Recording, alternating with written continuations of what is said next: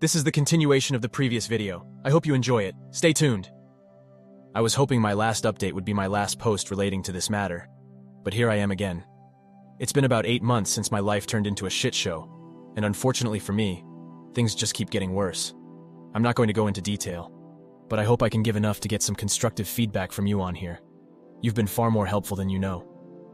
The last time I posted, Sue was in a pretty bad mental state, and fortunately she got better after some therapy.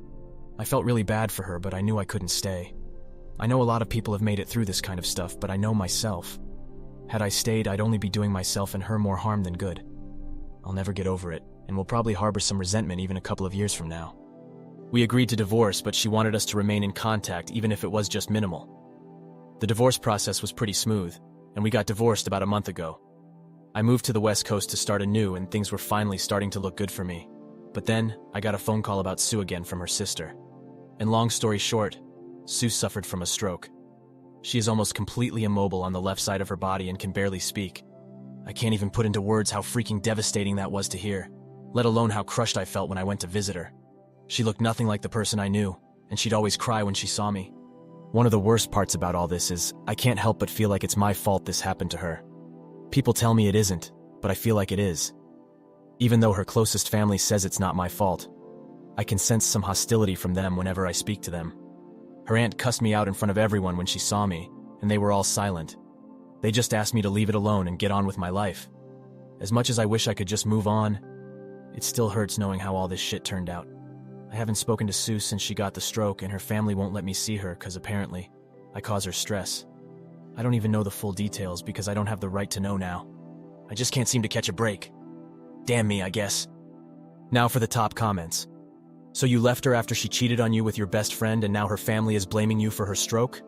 Apparently her family is very ducked up. It might explain some of her issues.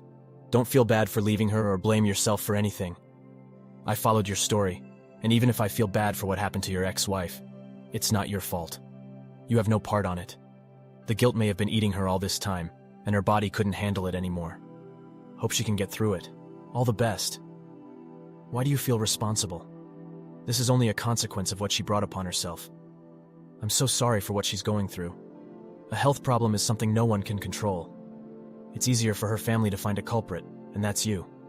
I know you passed by and loved this woman, but none of this is your fault. I'm sorry for her, but I'm most sorry for you.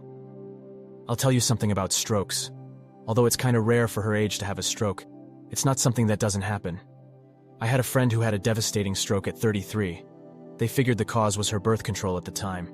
She's since made a whole recovery. I myself, female, 38, am genetically programmed to probably die young from a stroke. It runs in my family. I guess what I'm trying to say is that this isn't your fault. Don't let other people pin this on you. It could have been a medication she was on, genetics, or anything else. Plus, she cheated on you. She brought this stress onto herself. I know you're tearing yourself apart over this, but please don't.